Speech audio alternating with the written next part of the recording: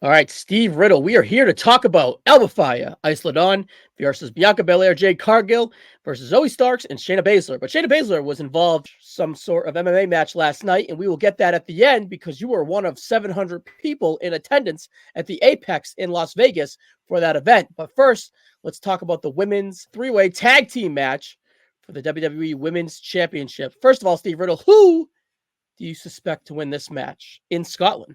Yeah, that's going to be the interesting question because you got the hometown team there with Alba and Isla. I just can't see a world where they take the belts off Bianca and Jade yet. I think they're having a good little run here with the belts. They're growing as a team. I know, and I'm sure we'll probably get to a point where there's going to start being some tension built between them to the eventual split. But I just don't think it's going to start here. I agree. I just feel that if they were ever to do it, could be like set up for recipe. The recipe being the three-way tag team match, and the hometown heroes in the home country land.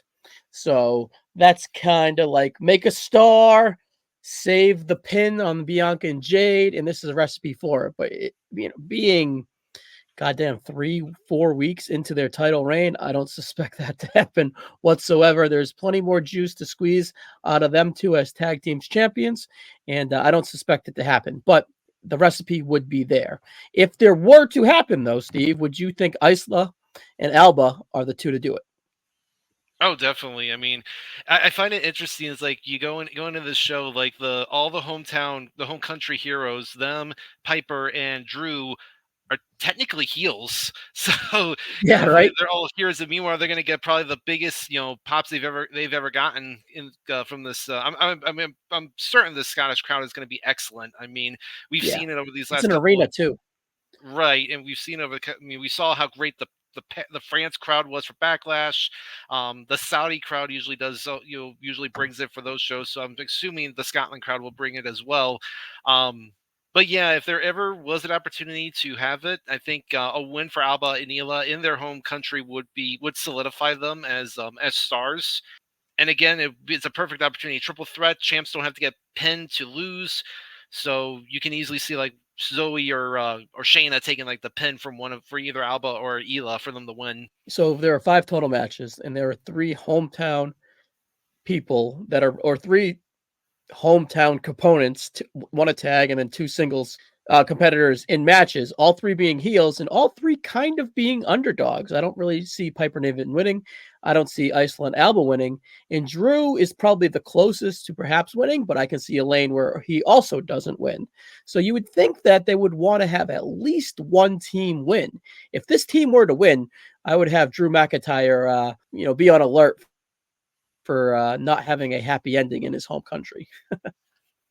Right? Yeah, it's one of those weird things. Like you said, it's like you probably again don't see Piper winning. And like you said, Drew's probably the most obvious choice to win, considering after what happened in the last Clash of the Castle Yeah, in the UK. made such a big deal So of they that. right giving him that moment, and yeah, Alba and Isla here, who really kind of been on the back burner as of late after they lost the NXT tag titles. Um, they've just been kind of non entities, so to kind of see him jump back here out of nowhere is a bit weird. But again, it does make sense given where the show is. Yep. And then so we talked enough about them. I like the upside of Alba and Isla. What Zoe, I like. Shayna is fine, but together it just seems like it fits more on paper than actually in reality.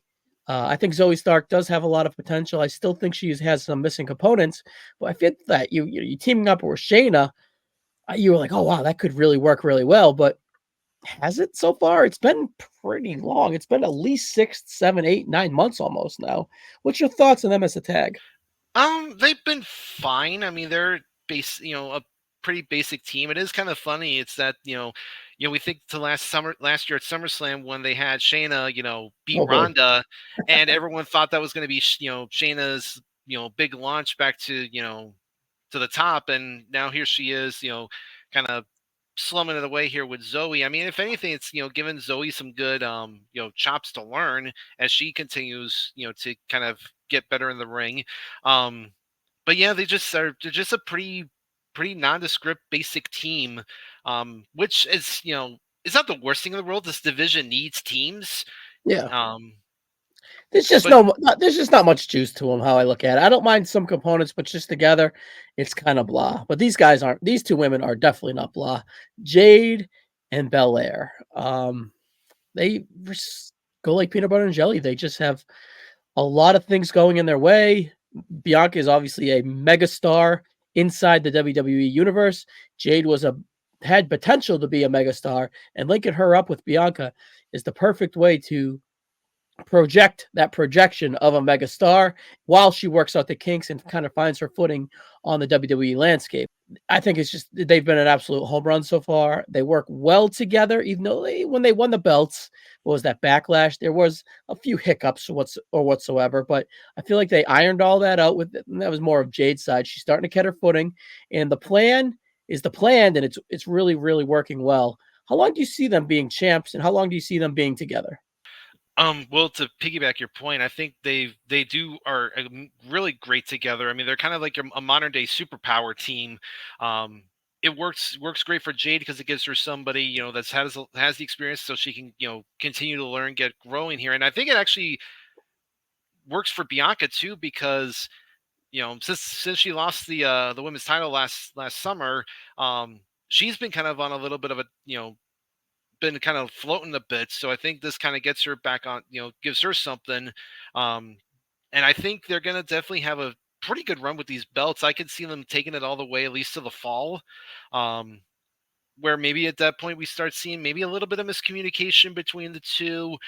Maybe it's like some point, maybe by Survivor Series or maybe even the Rumble, they lose the belts to somebody, and eventually we get to where they do split up. And I think this will definitely be one of the highlight matches of WrestleMania next year Oh wow, in Allegiant.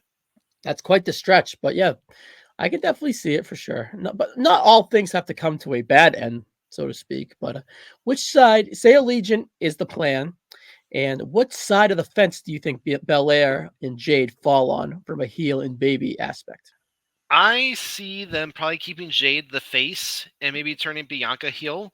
I mean, if you think about it, Bianca's pretty much been a face since she's been on the main roster in 2020. I mean, that's a long stretch for somebody to be Yeah, particularly for a woman to be a baby face. And I think she's and we saw it when she was in NXT. She's a really good heel. She could be a really good arrogant, cocky heel.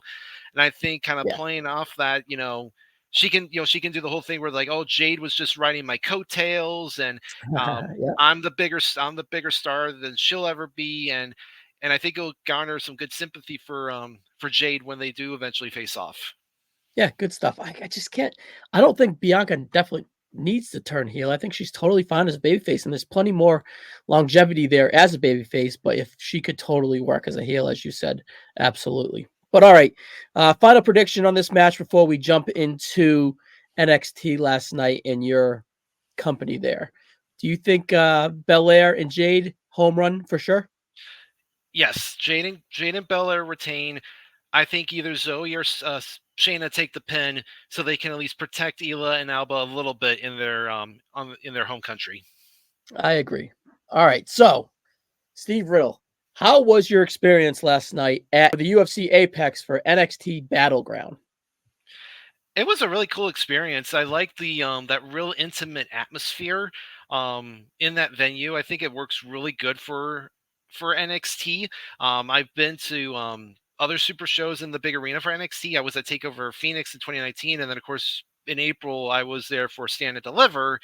And I don't know. There's something about the intimate atmosphere that I think works really well for NXT. Kind of has almost like that old school ECW vibe, Yeah, good with call. the smaller crowds, and I think it really kind of enhances the atmosphere definitely. And I thought it was a pretty good show. A couple of surprise decisions. I thought that Kalani winning the the North American Women's title was a bit of was a I didn't have that On bet. your I bingo thought card? it was going to be either like Lash or Soul, but I mean, it's a good choice. She's a good worker, and I think it'll be good Yeah, for she's her. good. She has a good bright side. Yeah, Shayna and Lola and they're like the underground match I thought was good was fine. I know a lot of people were saying Shayna probably would have won, but I can see why she lost. They clearly see something in Lola, and they want to give her Yeah, some, Shayna Baszler is not winning that match. What are we doing? What are right. people thinking? Right. I like the tag title match. I think Yeah, that Axiom was and really good. yeah, Axiom and Fraser are a really good team. Obviously, the Good Brothers are good as well. So, my favorite match of the night was definitely the triple threat for the North American title. Obafemi is an absolute beast. He has Yeah, they're got setting him up for so success. much. Yeah, he's got so much star potential.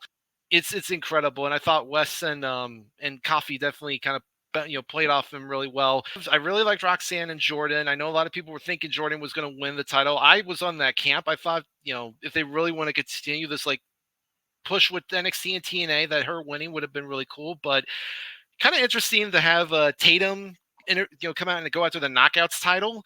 And then we got the Ash by Elegance appearance. So obviously Yeah, we're that's going cool. to see something there because I know Against All Odds for TNA is this Friday, and I think Jordan's going to issue an open challenge for the knockouts title. So I almost think we're guaranteed to see someone from NXT show up there, whether it's Roxanne, maybe Tatum, or somebody else. So that'll be I would say interesting to Tatum see. come off the storyline yesterday. Yeah, and then the main event was it was good. I thought it was a nice, solid defense there for Yeah, like Trick. 11 minutes or so, right? It was kind It, of sudden. yeah, it was short. The longest match of the night was the triple threat. It went just over 15 minutes, so nothing was like too long. But yeah, I thought it was a good win for Trick. Yeah, I thought Ethan Page looked pretty good. I I think like he's Ethan definitely. Page. Yeah, I thought people thought he was wasting in AEW, but we'll see how he does here, especially now going forward. Now that he's lost this big match to this first match to Trick. I'll be interested again to see where this if the TNA crossovers continue because one of the big things we saw last night was West get assaulted by Gallus. So it it seems like makes maybe sense. we'll They're see the Rascals. the Rascals show up to help their old friend. I know a lot of people were hoping that maybe Joe Hendry would have shown up last night, but that didn't happen. Saving him So for Scotland. exactly, That would be crazy. That would be really cool, I think. that would be pretty cool. Like having him come out to be like a Drew side to kind of counteract the Judgment Day.